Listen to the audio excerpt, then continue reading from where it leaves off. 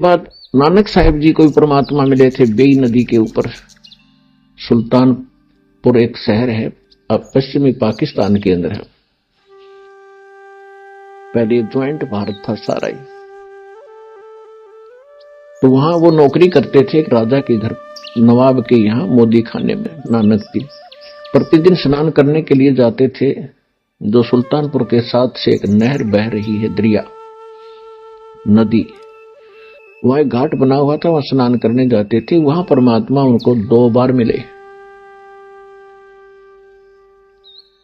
पहली बार तो वो अपने आप जैसे जहां काशी में रहते थे उस रूप में गए। दूसरी बार फिर वो जिंदा महात्मा के रूप में उनको उसी स्थान पर मिले। उनको दरिया के अंदर स्नान करने के लिए डुबकी लगाने की बहाना करके 3 दिन तक अदृश्य कर दिया। कहीं और स्थान पर उनके शरीर को रखकर सतलोक के अंदर लेकर गए। तीसरे दिन ऊपर के सब ब्रह्मांड और सब कुछ दिखाकर अपना सचखंड सतलोक उनको वापस छोड़ दिया। तीसरे दिन जब नानक साहिब जी वापस आए और फिर उनको बताया गया था नानक साहिब जी को सतलोक के अंदर कि मैं काशी में दुल्हा रूप में रहता हूं, कबीर मेरा नाम है और रामानंद जी मेरे गुरु हैं वहां पर। अब आदरणीय नानक साहिब जी की यह बात समझ में कम आई कि परमात्मा और धानक रूप में कहे वहां मैं दुल्हे रूप में रहता हूं, और उधर से कहते रामानंद जी मेरा गुरु है, तो भगवान का गुरु की क्या आवश्यकता है।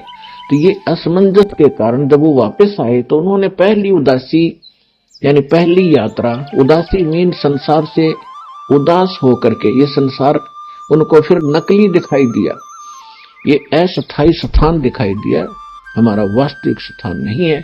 जिस कारण से जगत से उदास होकर नौकरी त्याग कर नानक साहिब जी ने पहली यात्रा, पहली उदासी काशी की। अब वो उन्होंने जो ज्ञान प्राप्त हुआ था उसके आधार से अन्य भी किसी ब्राह्मण से, किसी मुल्ला और काजी से प्रश्न करते थे कि परमात्मा कौन है, कैसा है। जैसे हमारे हिंदू धर्म के धर्मगुरु बताते थे राम और कृष्ण ये परमात्मा है।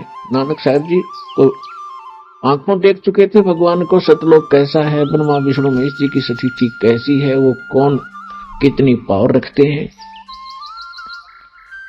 तो ये सब डिस्कशन करते करते पहुंच गए बनारस में। रामानंद जी के बारे में जानकारी प्राप्त की, तुरंत पता लग गया क्योंकि वो वेल नोन थे।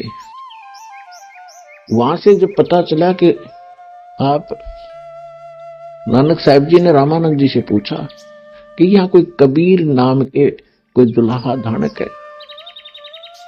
अब रामानंद जी की आंखों में आंसू आ गए, क्योंकि अब रामानंद जी की कथा को पूरा करेंगे थोड़ा सा हिंट में। अब रामानंद जी क्योंकि परमात्मा से परिचित हो चुके थे उनको, तो रामानंद जी ने एक सेवक भेज दिया नानक जी के साथ अपने आश्रम से, वहां जहां कबीर परमात्मा बैठकर दुल्हे का काम कर रहे थे, खड्डी में कपड़ा बुने थे। अब नानक जी को लेकर के वो सेवक यानी दास भगवानों का, और वहां पहुंचा जहां परमात्मा कपड़ा बुन रहे थे, अपने कुटिया में बैठे थे अपनी झोंपड़ी के सामने। अब उस बच्चे ने जाति प्रणाम किया, और जब नानक साहिब जी ने देखा सामने कि ये तो वही है जो सचखंड में मैंने देखा था, तब उन्होंने आंखों में आंसू भर के कहा था, भाई सूरक मुलुक की वेश, ए ठगवाड़ा ठगी देश। ये खरा सियाणा बहुता भार, ये धानक रूप में होकर लोगों धानक रूप में होकर। आंखों में आंसू भर गए, भगवान को सचखंड में देखा, वही यहां बैठा धानक के रूप में, चरणों में गिर गए।